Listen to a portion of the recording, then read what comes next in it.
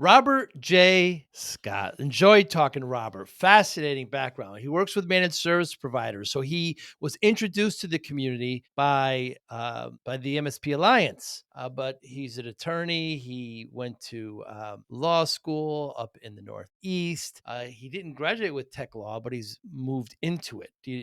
Have you heard the term tech law? It's fascinating that it's obviously needed. Law needs to focus on technology, and he through working with MSPs, eventually made a platform called Contract as a Service. When I was an MSP, contracts were always just this kind of necessary evil. There was updates. We were afraid to touch them because clients would start asking more questions. But he's created an incredible, affordable platform for MSPs, not only for the master service agreement, the MSA, but also for AI, also for if you want to sell or buy or looking to exit. It's a fascinating platform. We opened the conversation. So he's got a love of both vintage motorcycles and drone photography. That's very fascinating to me. I ask a lot about the drone photography, how that works, how that's different, some of his flights, but really interesting, well-rounded man Rob is, and I really enjoyed the conversation. Thanks for listening.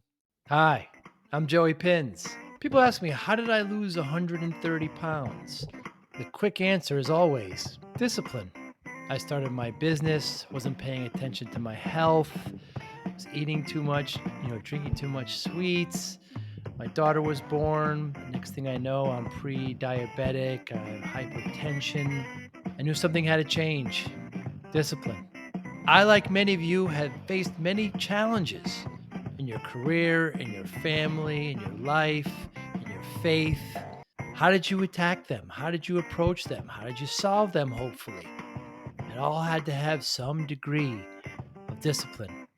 I'm also asked, how did you found and start a tech business that lasted over 25 years? Discipline. I was committed to it, enjoyed technology, didn't enjoy some aspects of it, but knew it was necessary. Discipline. Our podcast mission, how do we use discipline to better ourselves and society? Join me, please, as I talk to interesting people and discuss how they use discipline in their family and their passion and their careers and how it helped them. Our podcast vision, growth through learning from others. Joey Pinz Discipline Conversations. It'll be light and serious. Join us, please. Thank you for consideration. So I will be having conversations with a lot of the coaches and the finalists from 2023 and, just kind of talking about them a little bit and their solution in some future podcasts. We want to make kind of an introduction to that as well. Yes, absolutely. So yeah, like I said, as the years progress, more people are getting involved, and then back to these vendors looking for a way to create a name for themselves with consistency. They need people like you, which is why I'm so thrilled that you're willing to work with me and work with us on this. So you're going to be you've graciously accepted to host these, and I appreciate that. Where you'll interview all our contestants. You're also going to interview last year's head coaches, last year's judges, last year's finalists. So you're doing all that. And I think it's important, for if you're a vendor and you're watching these, take note of this and how you get more involved. Watch the program. Watch what these men and women are all doing with us, because they're doing a lot. That's how you grow your business. If you're an MSP, watch these things. Get to know who people are and then inquire, because you're all looking to have stack alignment and you're all looking for credible and reputable businesses. We're vetting them out for you. We're putting them on display for you. Watch them, ask questions, find out, do your due diligence. Don't wait until IT Nation Connect to see you like at a booth and then buy 5 or 6 different technologies that you don't need. So 2024 PitchIT, ConnectWise PitchIT. What's new and exciting about it? Oh my Lord. So for those that have not followed any of this, I took over the PitchIT program 2 years ago, and we've had such great success, like really great success. And went from, it's become one of the most predominant programs in the space now. Matter of fact, I was doing some research the other day, and about 5 or 6 other pitching things have spun off from mine and from ConnectWise PitchIT with other people that are running it. So it's great to see, because I think it's the thing about PitchIT is it's all about about innovation. It's all about being daring and willing to do things, right? I mean, as an entrepreneur, it's a scary situation. You have to be ignorantly optimistic, and you have to be willing to maybe fail a lot more than you'll succeed, and you have to have very thick skin. But you Mm. always have to be innovative and creative. So it's nice to see that this has spun off into other groups that have started doing it, because I think the hardest challenge for most startup vendors is getting their name out there, right? Getting people to know that they exist. And the reality of it is, you can't just be there one time. You have to show consistency. You have to be in there for the long haul, Mm. for the partners to really be able for you to establish credibility, right? Because there's been plenty of fly by night businesses that have came out big and gone in 6 months. And for partners, their whole business is built around these vendors, these products. So they're making lifelong business decisions off of these. Mm. So it's great, it's exciting, but back to the program itself, it's jumped leaps and bounds. It went from being just a competition where they picked a few people, a few really good product companies to pitch at live at IT Nation Connect, to where we turn into an accelerated incubator program it's a season. It's literally a competitive season now at this point. Mm. And went from 5 or 7 or maybe even 10 vendors that are involved until they narrowed down to 3, to 2 years ago was 18. Last year was 26. Wow. And we had way more applications than that. That was just the ones that we thought were the best fit. Hmm. So yeah, we're getting ready to put out the press release in a couple of days, because then the application process will start February 1st. So I recommend anybody from around the entire globe to apply. We've had over just last year alone 6 different countries represented, between the U.S., Canada, to Israel, to Australia, to New Zealand, to the U.K. They all involved in this competition. Robert Scott, so great to meet you. Thank you for your time this morning. What's different about photography and drone photography? I'm not sure I know the answer. Well, it's one of your hobbies, isn't it? Oh, drone photography. So the difference between photography and drone photography is the camera itself. So photographers use all different types of equipment.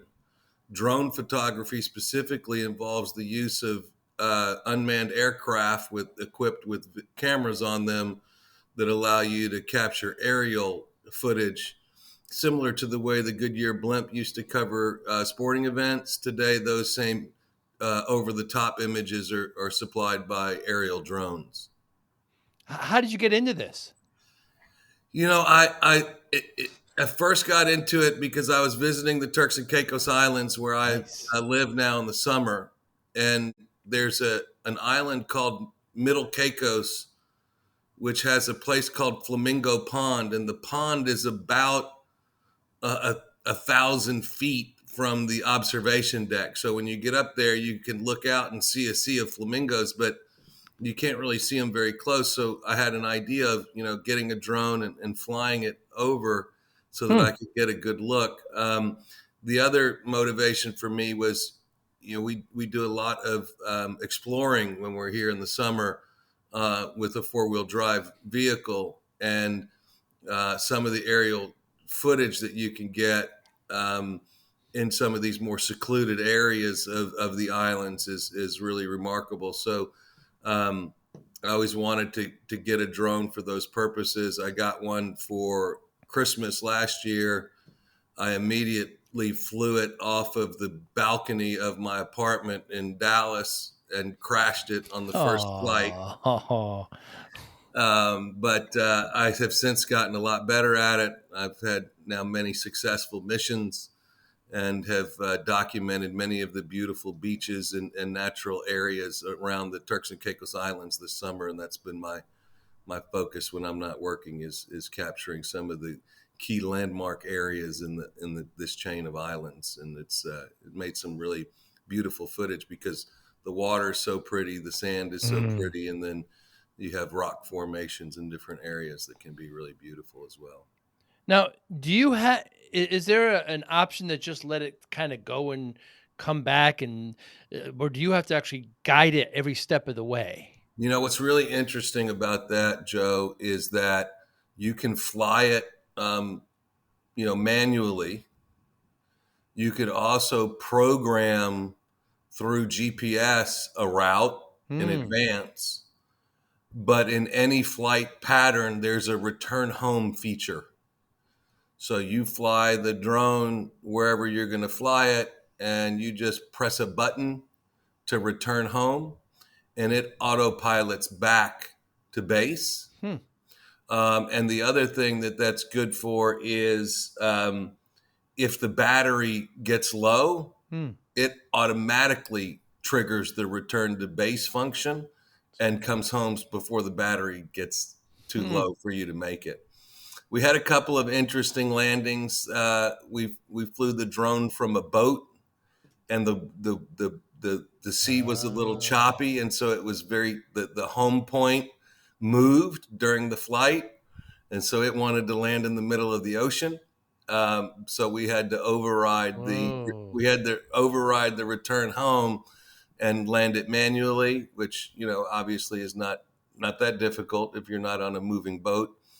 But yeah, the technology and the platform, the capabilities in terms of autopiloting, the capabilities of doing routines for video capture that are make the movements very smooth and not Hmm. jerky. Hmm. Lot of technology in these drones for what is now a much more affordable price. When I first started looking at them, they were 4K plus. Hmm. The drone I bought with all the bells and whistles was about 1,100. So Hmm. still not super cheap, but there are cameras that are Oh more yeah. expensive that don't fly and don't have all those capabilities. So it's been a fun thing for me to do this summer. I've really enjoyed it. Again, had a lot of successful flights and caught some really beautiful images. Now, while it's up there, Robert, are you able to see it, the video in real time? Yes. So you can zoom in and zoom out? Yes. The controller has an LCD screen on it. So you're seeing on the LCD screen, in addition to the functions of Hmm. steering and other aspects of feedback, you're seeing the image that the camera sees on the screen. How about audio? No audio, It's pure video. pure video. And then And I add the music, uh, add the audio music afterwards. and if I mean, there's birds up there. There's things that's they can go into it. If you plot out a course, it goes into a tree. Will it avoid those kinds of things? Is it smart to do that? It is. It has obstacle avoidance capability. Obstacle So avoidance. yeah, so if it comes up on a tree, it just goes around it. It's amazing. Can they be used indoor?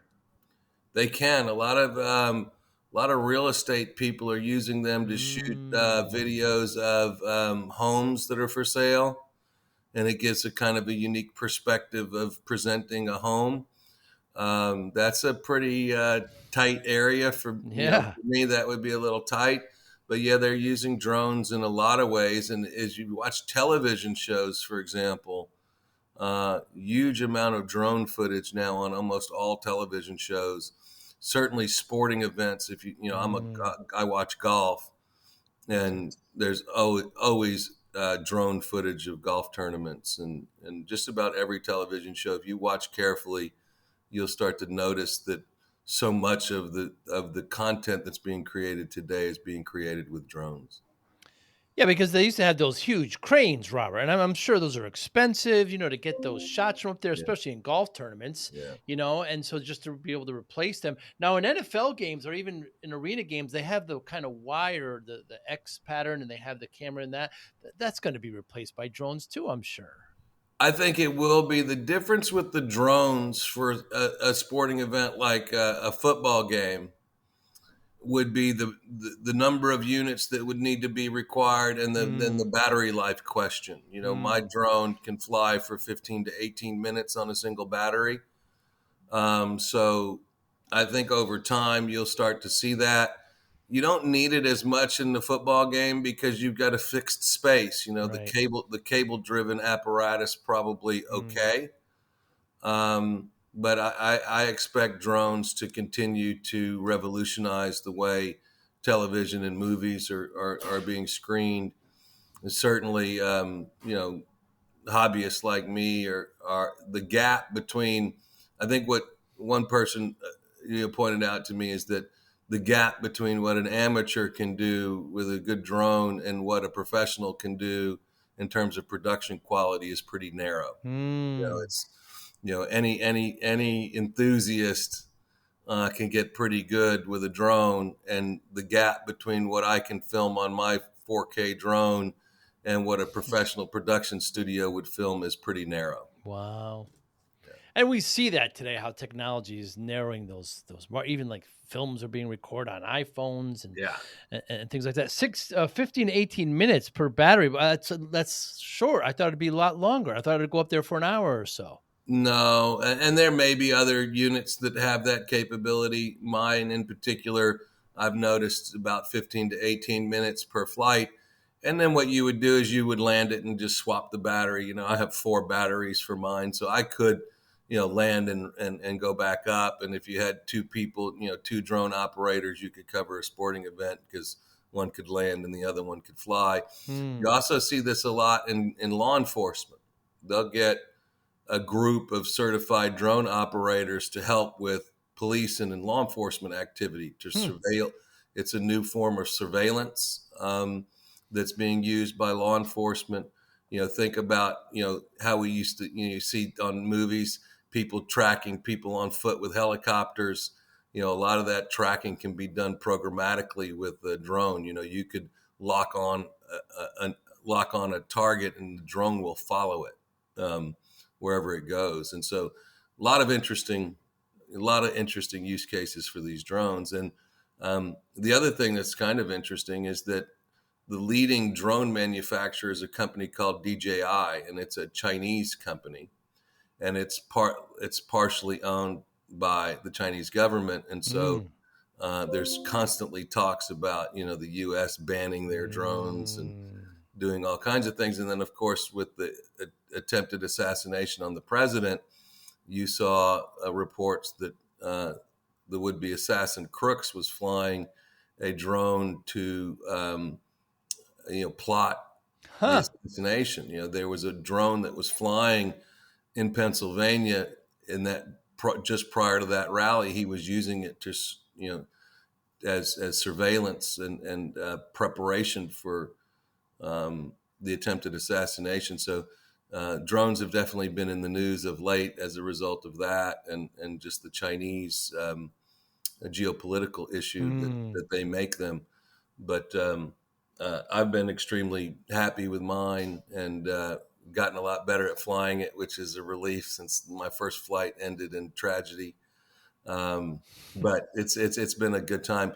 Prior to flying drones, most of my interest in photography had to do with motorcycles. I collect vintage motorcycles, and wow.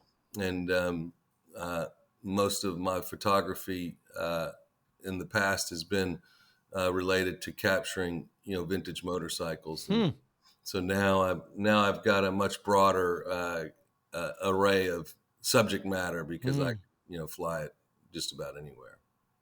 Yeah, it seems like the photography skills need to be expanded because now you have to be a pilot of sorts. I wonder how drones are going to be used in a business setting. Will we ever have a Teams meeting, a business meeting with a drone instead of kind of this static camera, and it kind of pick up different angles, where I could pick something up and show? I wonder. Well, look, I think that there's a lot of use cases for these miniaturized cameras that work with a gimbal, whether you're flying it or not, or you're situating it in an office meeting. That gimbal, for example, could be programmed to pick up whoever's talking and move to that person dramatically. So I think there's a number of opportunities. The amazing thing is, I think the secret sauce, aside from the way it flies, is that the 4K cameras are so small. You've got incredible miniaturization of 4K cameras, and those cameras would be capable of doing a lot of other things other than just being affixed to a drone. Fascinating where that technology is going. So you went to Hofstra Law School. I believe you graduated in 96. That's correct. With tech law. So what's tech law? So when I was in law school, there was no such thing as tech law. So I had a fairly standard law school curriculum with an emphasis on corporate legal matters. I guess if there were elective classes, I mostly looked at business and corporate legal legal classes as I got further along and, away from the core curriculum. But after I graduated, I quickly started to represent what was then, an emerging group of internet entrepreneurs, including some of the first hosting companies, and just wound up representing some of those .com type companies. And from there, got into software licensing transactions and disputes. And then I met Charles Weaver in the early 2000s, who many of you may know is the founder of the MSP Alliance, which has 35,000 members worldwide. At that time, they had 350 members. And when Charles and I developed a relationship, I ultimately became part of his advisory board and general counsel to the organization. And as a result of that, started representing MSPs. And the first assignment, even way back then, was always, can you help me with my customer contracts? And so by 2020, I had approaching 200 MSPs that I had previously written their contracts for, but I had no way to keep their agreements updated. And so we started a vision to build a platform that would allow us to keep their customer contracts updated through the cloud. And in March of 2022, we launched the Mondra platform. That's a cloud-based legal service. Our flagship product is called Contracts as a Service. And that solution allows MSPs to get industry-leading templates customized for their specific business and dynamically updated through the cloud so they stay one step ahead. The other thing that we did is we set out to integrate into their existing sales processes and work with their existing tools. So with Mondra, we integrate with whatever our client sales process is, whether they're using QuickBooks estimates or ConnectWise CPQ or Autotask Commerce or Halo PSA or any of the Quoter, any of the leading tools that MSPs use for quoting. Mondra provides one directional integration using smart hyperlinks that are smart in the sense that they always point to the then live terms and conditions. So our clients just send their quotes out of their quoting tool in the normal fashion, and their online terms and conditions are entered into as soon as their clients accept the quotes through a concept called incorporation by reference. The other thing that we use is a concept called browser wrap. Browser wrap allows the MSP to get the customer to agree in advance that they have the right to make updates to the terms and conditions and give them notice. Joe, you've seen these in your inbox. They read like this: in order to serve you better, we've updated our terms and conditions. Here's a summary of what's changed. So we've taken that same approach that the large enterprise players have used, and we're now using that to help MSPs more easily manage their customer contracts by putting all of their customers on the same standardized form. So all of the MSP's customers are on the same contract form all the time, even as we update it. Yeah, I've always wondered about that. I had an MSP. I started in '93 and I exited in 2019, but it was a big issue of updating contracts, because if you have to bring something back to the client, they have to sign it, then the whole kind of can of worms opens. Well, maybe we should renegotiate rates, and where is everything with this? And it was always, let's just leave it as it is. But that's a very interesting way of a solution to addressing that. Yeah, so with Mondra, you're able to update the terms and conditions to stay current with changes in the law or emerging risks. And at the same time, not have to go back to the client every time for a new signature. So you got introduced by MSPs, by the MSP Alliance. What is it about the community that made you want to stay? What is it? What attracts you to the MSP community? Well, from a personal perspective, I just like the people. I always remember going to events, even back 20 years ago. The MSP community has always been a special community in the sense that even though people are competing with each other potentially, everybody is sharing ideas and working together and collaborating, and uh, they're open to helping each other. They're open to new ideas. And what I have found is they're very loyal. If you do a good job for an MSP, they're not only going to stick with you, they're going to tell 5 other people how great you are. So that was one thing. The other thing that I really liked about it is, in a large measure, you have an ideal client profile for Monger that has got tens of thousands of members in it whose businesses are very similar.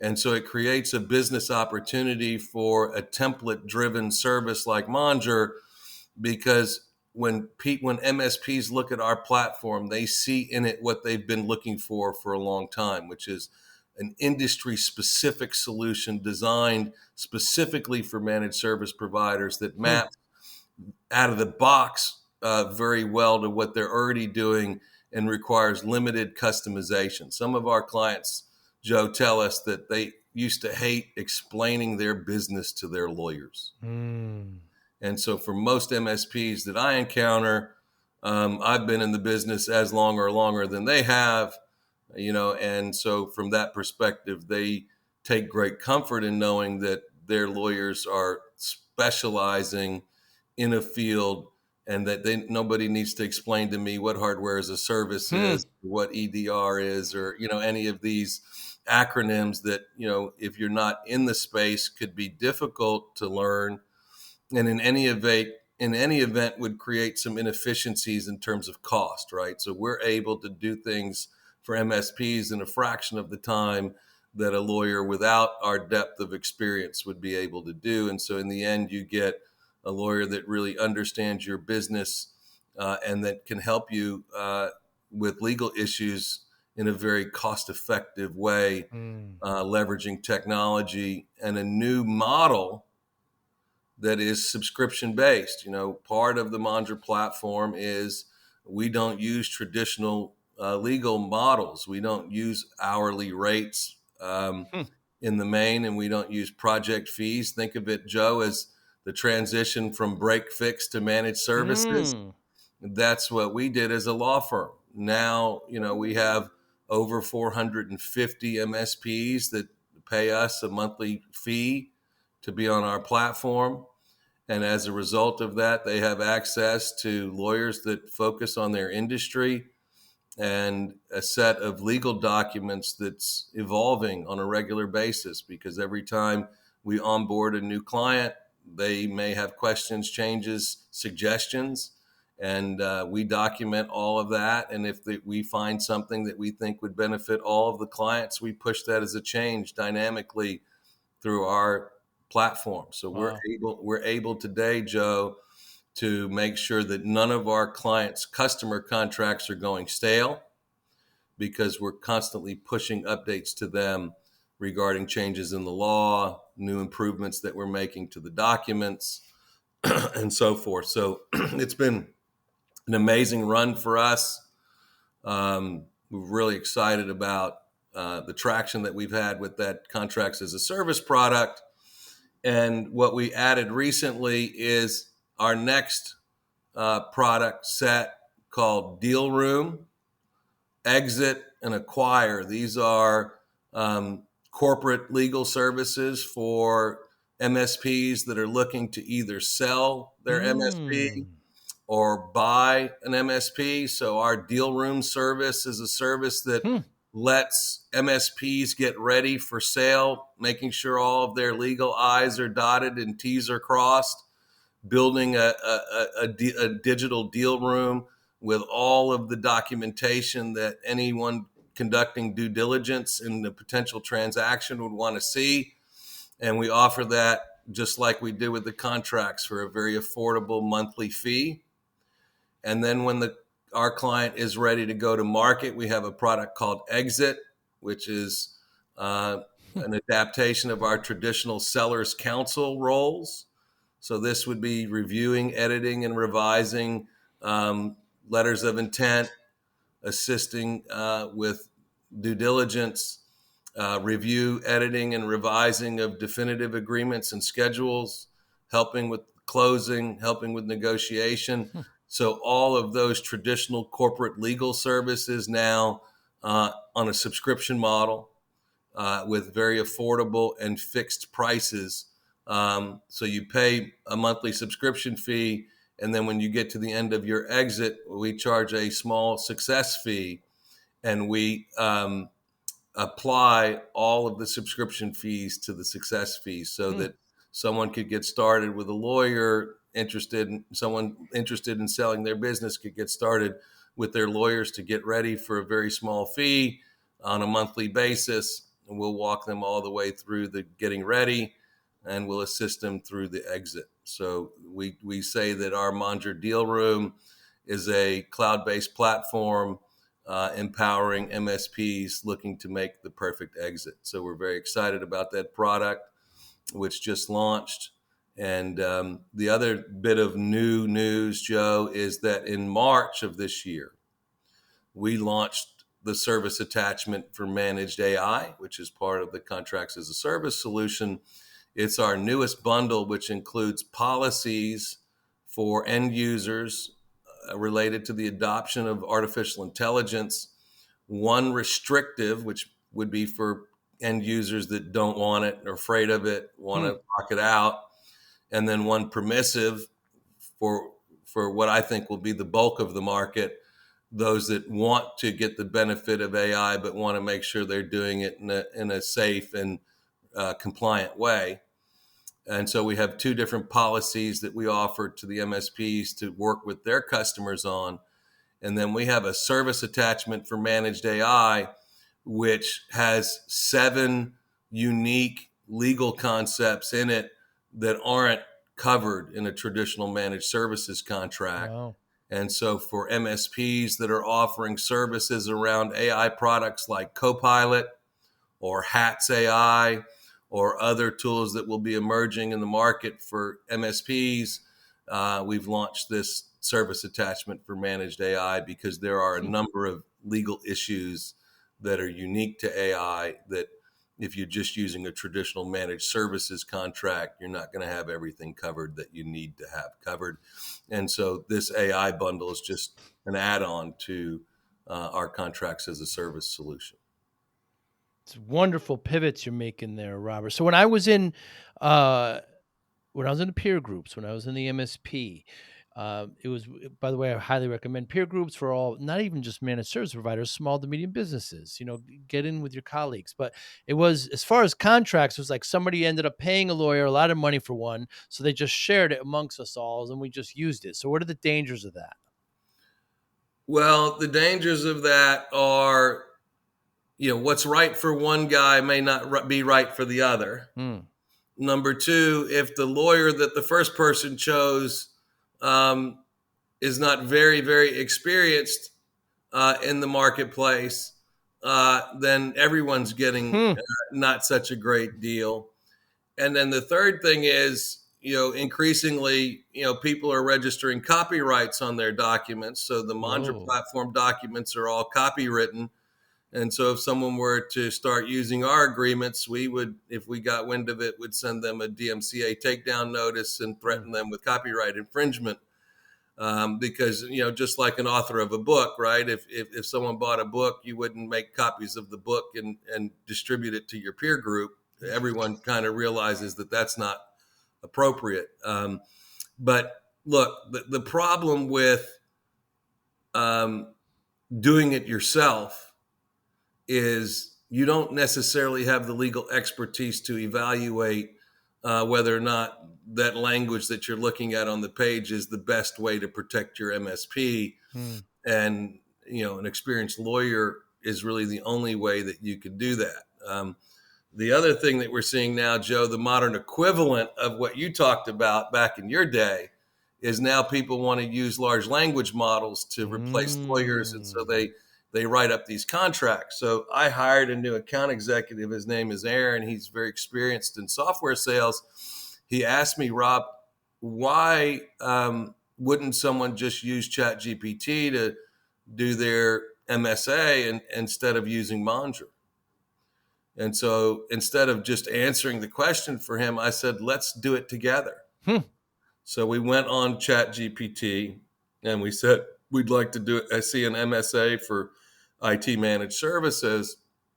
And then we compared what it came up with to Monger's MSA. And there was no comparison. The Monger MSA is way more in depth. It covers things that ChatGPT, didn't even identify as concepts. And so anytime you're using either hand-me-down agreements, borrowed agreements, agreements you find on the internet, agreements that are provided by vendors who aren't legal service providers, you're putting yourself at risk. And increasingly what's happening, Joe, is the insurance carriers are requiring MSPs to have certain agreements. One of the most significant programs that Monger has developed is for the insurance industry.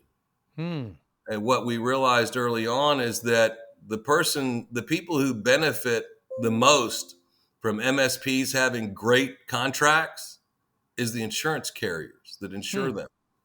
Because if you think about it, if there's a court case against an MSP, the probability is that the MSP's insurance carrier will be appointing a lawyer and paying the claim, if any.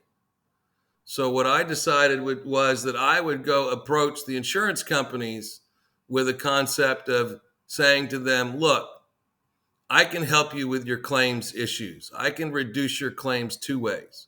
Number one, you make everybody use my contracts. They have the most comprehensive legal protections in them, and we can keep them updated. I'll work closely with your risk management department and your underwriting department, and we'll develop a set of contracts specifically for your insureds. Wow. In exchange for that, if you make all of them buy the product, the service, I will give you an incredible discount so that you'll have each of your insureds will have an extremely reduced rate. However, you have to make me claims counsel for all the claims arising under the policies. So now I can really make a huge impact because I'm going to go to court with my agreements.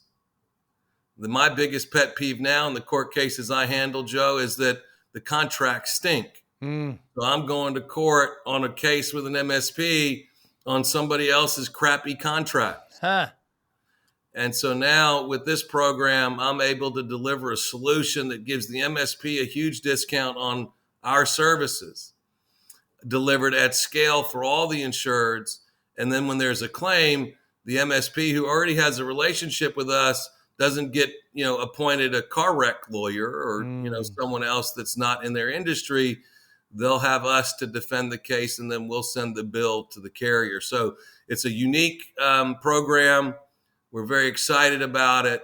And we think that it really is the best way for the market to proceed with legal and insurance being woven tightly together as an alternative to these more aggressive approaches where the insurance carriers want to take over services that are currently being offered by MSPs, including monitoring and security tools, and requiring that MSPs share data from those tools with the carrier. This is a approach that gives the MSP full autonomy, gives the carrier a homogenized set of risks based on industry-leading documents, and allows us to have the continuity of helping the MSPs with the contracts as well as defending any claims that come. Rob, how about the issues from, with laws from state to state, country to country? There's some states that are just enacting new privacy laws. How do you handle all that? So we have a add-on service that is almost everybody takes. It's called our Data Processing Agreement Update Service, and it's global. It covers privacy laws in the EU, the UK, so those would be GDPR. We cover the Canadian Health Act, PIPEDA. In the US, we cover HIPAA, GLBA, and CMMC, so that's healthcare, financial services and government contracting. And as you mentioned, there's an emerging patchwork of state laws, including California, New York, Colorado, Connecticut, Virginia, Utah, Texas, and a handful of new ones coming on every year. And so our data processing update service, as a part of that, we monitor all of the laws that are coming out, and we push those changes to our clients through the Mondra platform. So when you sign up for Mondra, if you are working in regulated vertical markets, we make sure that your agreements contain the required data processing terms for any regulations that your customers are subject to. And that's a service that we offer, and it's unlimited worldwide, all states. And whatever privacy laws we cover, if our clients have a client in that area, we include that in their data processing terms. If they, for example, get started with us and don't have any European clients and then add a European client, there's no additional fee to add any regulations. And we add all the state laws as they come out and push those to our customers' data processing agreements through our cloud-based platform.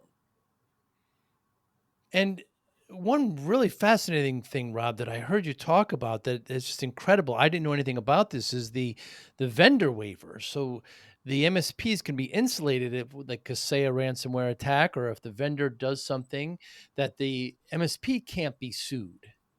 Yeah, so we started down this journey, Joe, after the Kaseya ransomware attacks.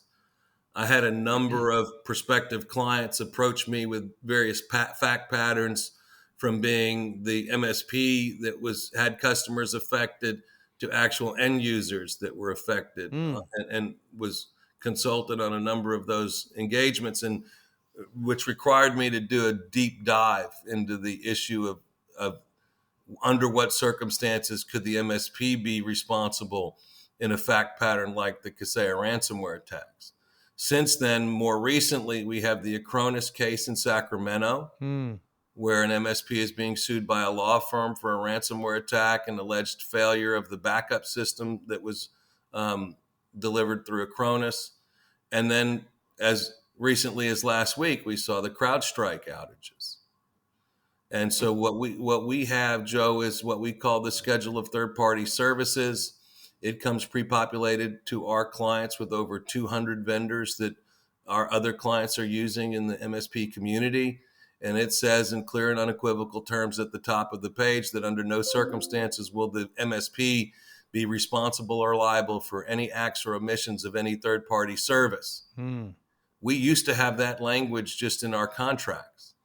But based on my studies in response to the Kaseya ransomware attack, what I learned is that in order for such a waiver to be enforceable, the legal standard is that it needs to be a clear and unequivocal waiver of a known right. And I just felt that the blanket "we're not responsible" would not meet the known right element of the test. And thus our schedule emerged. And so now we have a schedule that lists all the vendors, lists what the service that they provide, shows the terms and conditions that will apply, and shows the privacy policy of that vendor. I didn't create it for anything other than this risk mitigation issue that you're talking about, but it also serves as a way to get your customers to be bound to your vendors' agreements. There are vendors in our space, ConnectWise, Microsoft among them, that require the MSP to get their customers to agree to the vendor's terms and conditions. Our schedule of third-party services not only contains the waiver, it also meets the requirement of having the end user agree to the vendor's terms. So it's a double whammy. Wow, Robert, very thorough, very, very impressive. Now, what if the MSP is blended? For example, my MSP did a lot of application development, unusual for an MSP. The problem with it is that it's not recurring, but that's a side project. But so, or if an MSP does a significant amount of resale, they're almost a VAR MSP. Do the contracts change? We customize the contracts for all of our standard tier customers. But the way we're set up is our MSA covers all kinds of services other than managed services. So you could sell hardware, you could sell projects, and all you would need to do is point to the master. If you're doing software development, you need a different service attachment. And we have, in addition to this product being available for MSP, it's also available for SaaS and software developers. So it would be a separate set of agreements for the software, but it's very common, and it just happened yesterday that we sign up an MSP that has a division that does dev or SaaS, and we do set them up with it's different contracts. You know, the legal agreements for SaaS are going to be different than the legal agreements for MSP. Mm-hmm. So you're in the ConnectWise PitchIT incubator competition. I believe it's your second year. What are your goals from the program? Well, going through it the first year, I found it incredibly valuable. Number one, just learning about who more of the players are, the influencers are in our industry, learning about the new vendors that are coming out. And to be candid with you, we signed up as clients a lot of the PitchIT contestants. They needed lawyers too, right? So that was a positive for us. I think overall the exposure that you get from being on shows like this and others is very valuable. I also think that the speakers that they bring to each of the weekly sessions, they all add unique expertise and value that can be used in different ways. And so for us, it's about the community. It's about learning about other vendors, potentially partnering with them. As Monger has grown, my responsibilities are moving more toward developing programs and partnerships and less of, selling one-to-one now that, we have a sales team, and I'm on the journey of emerging from founder-led sales. And so as part of that, I'm doing more with these types of programs and being involved in the PitchIT contest. You mentioned peer groups. I'm in the Evolve service provider peer group as well. And just the overall IT Nation itself has been one that's been incredibly supportive of Monger. And knowing that ConnectWise was sort of the 800-pound gorilla in the space, the first integration that we developed for Monger was with their CPQ quoting tool, formerly called Cell, formerly called Quozal. Yeah. And so that was the first integration that we built to show ConnectWise, users how you can consolidate the sales and contracting processes into one online step using ConnectWise CPQ. When I went to my first peer group meeting and gave my first lunch and learn at Evolve, there were 10 companies in the room. They said to me at the end of it, if we all sign up today, will you give us a discount? 6 of those companies signed up for Monger based on that first presentation. I thought, wow, this is going to be really good. Good for you. So, the PitchIT contest is something that I would recommend to any vendor that is interested in growing in the managed services community, especially if you haven't been in it before. If you're a newcomer to managed services, if you've got a tool set that is particularly focused on managed services, getting involved in PitchIT is going to create a lot of opportunities for you in terms of networking, in terms of learning, and in terms of growth. And so that's why we came back for a second year. We don't have any illusions that we're going to win the contest, although we're going to do everything that we can to win it. It's really not really for us about that. It's about participating. It's a peer group, right? Yeah. In some ways. And so we had strong relationships with the vendors. Many of those vendors are going to be on the same show circuit that you and I are on and going to conferences. And so you make friends that way. And then there's opportunities to share business back and forth, or provide resources to others that may, not, be at a different stage of development. And so I have found it to be incredibly valuable. And I fear that this will certainly be our last year, because I think there's some revenue limits to it, and I think we're going to limit out. But I see. um, but but it's very valuable, and again, one of these things where I would, without hesitation, recommend it to anybody who's looking to build a solution that's targeted for this channel. So, Robert, I started my MSP in the 90s. I was, working really hard. I'm from the Northeast, and not paying attention to myself, and eating poorly, and staying up late at night, and drinking sugar, etc. I got myself to 340 pounds, and the doctor said to me, if I don't lose the weight, I'm not going to see my daughter graduate. She was just born. So I spent the That's next six, scary. 7 months. Yeah, very scary. All of a sudden, the realization that it's not just me anymore. I'm responsible for this other person that I had somehow brought into this universe, and spent the next 6, 7 months, lost about 130 pounds. People ask me how, like they want some quick answers, just like to everything, just like the contracts. Just give me yours and it'll be fine. You have to commit a little bit more. But my quick answer to that is just discipline. I developed a routine, willpower, focus, etc., and I lost weight and kept it off. I wonder how discipline plays a role in your life, Robert Scott. Well, I think that discipline is very important. And for me, I have to be disciplined to find balance. Mm, I tend to, particularly, there'll be times in the next few weeks that I'll be at 3 shows in 1 week. wow. So Mondra's teams will be spread out, and I may have to be at Evolve, for example. Next week, I'll be at Evolve in Colorado, and then I'll fly and I'll be giving 4 presentations in 2 days at Evolve. Then I'll fly to Exchange in San Antonio and give a presentation that next day.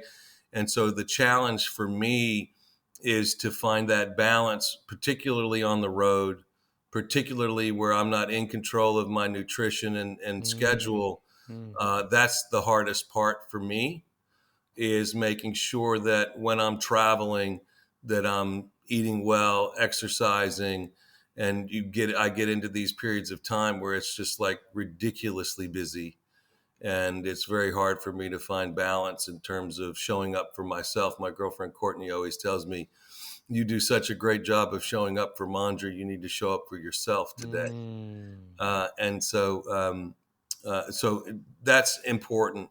I also think that discipline for me is about executing the plan and being disciplined about metrics.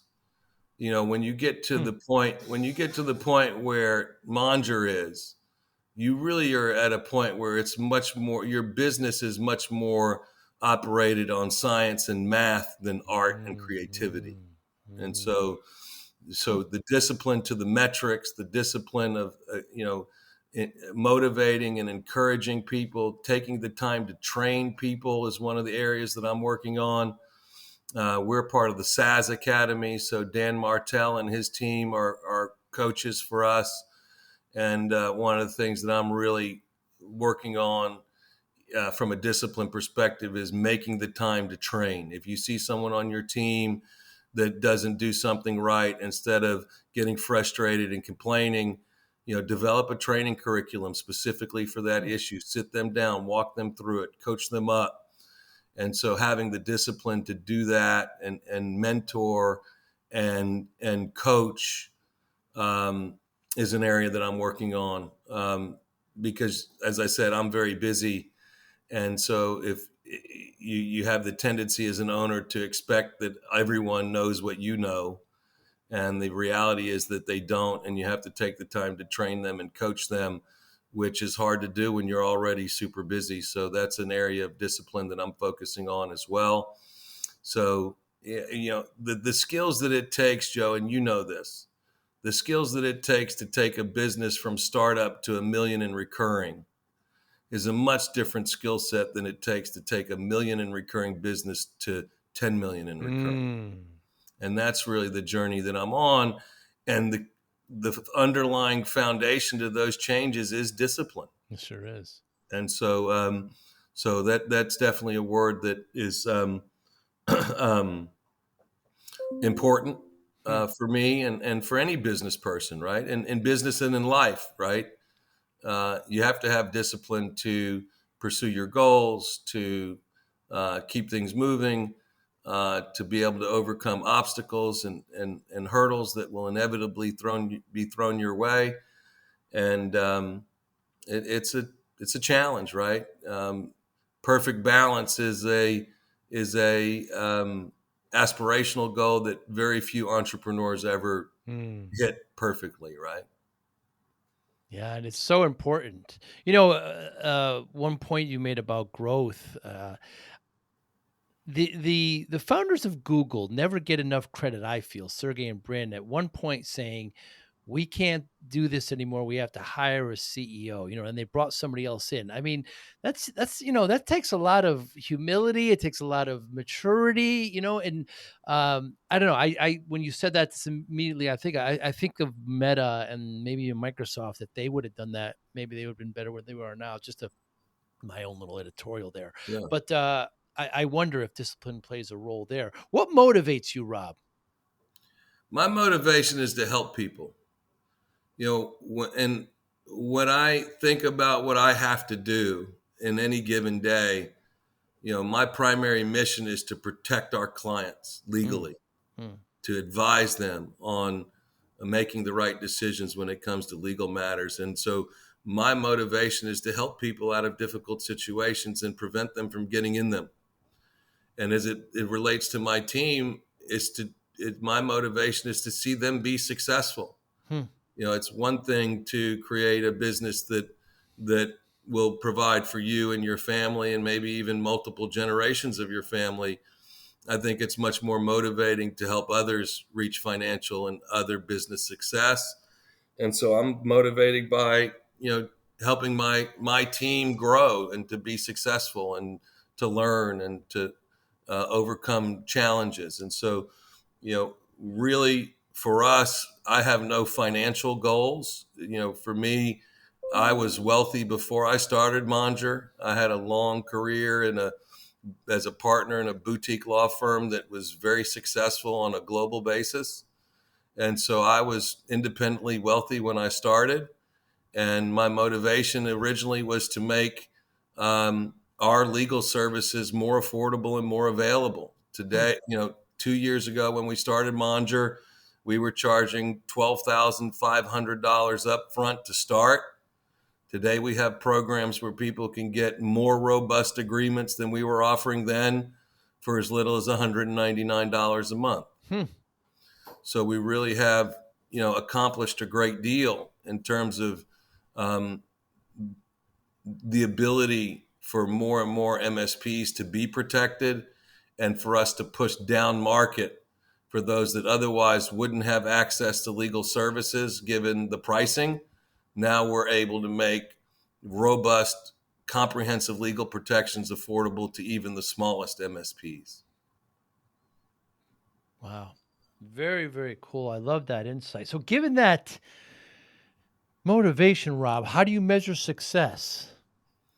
Number of people served and how well they're served, right? Some people will tell you that your income is a function of the number of people that you serve and how well you serve them.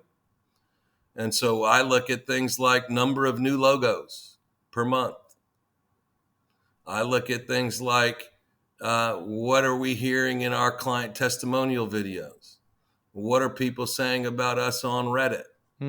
How are our customers, that come up to me at shows? What are they saying to me? Are they happy? Are they saying thank you? Or are they coming with complaints? So, my motivation, from a business perspective is simple: help more people, help them as well as you can, and the financial aspects will take care of themselves. They certainly will. Rob, great talking to you today, man. You fired me up, man. Great inspiration. I love what you're doing. I love talking to people that are helping managed service providers. It's wonderful. Anybody listening, how can they get in touch with you? So it's easy to get in touch with us. We're at Monjur, MONJUR.com. You could do a Google search for attorney Robert J. Scott and read all about um, my background and some of my writings and thoughts around managed services and our approach. And you can reach us by phone at 214-999-0080. Not that anybody uses telephones anymore, but in the event that they do. And then if you want to reach me by email, my email address is rob, ROBS, at monjur, MONJUR.com. And if you're an MSP that's looking for contracts or considering selling your business, I think you owe it to yourself to take a look at the Monjur platform. Most certainly. Rob, thank you so much. I will be at Denver at Evolve. Maybe we'll get a drink. I'd love to do it. Hit me up and we'll get together. I do have, as I said, 4 presentations in a Wow. day and a half, and then I'm flying out on that Tuesday. But Whoa. I should have some availability on Monday after the sessions. If you're free, I'd love to get a drink. Very good, Robert. You be well. Talk to you soon. Thank you, Joe. Appreciate you so much. Thank you for listening and or viewing Joey Pinz Discipline Conversations. Please share this episode with 1 or 2 of your friends who you think may benefit from the episode. Our website, www.joeypins.com. There you'll find lots of resources and you could join our mailing list. Please follow us on all our social media, Instagram, Twitter, and Facebook. Podcast information, the video version of our podcast is on YouTube. Please subscribe. Audio is on all major podcasting platforms. Please follow them. And if you like it, please consider giving 5-star rating. Would really appreciate that. Thank you again for listening or watching Joey Pinz Discipline Conversations.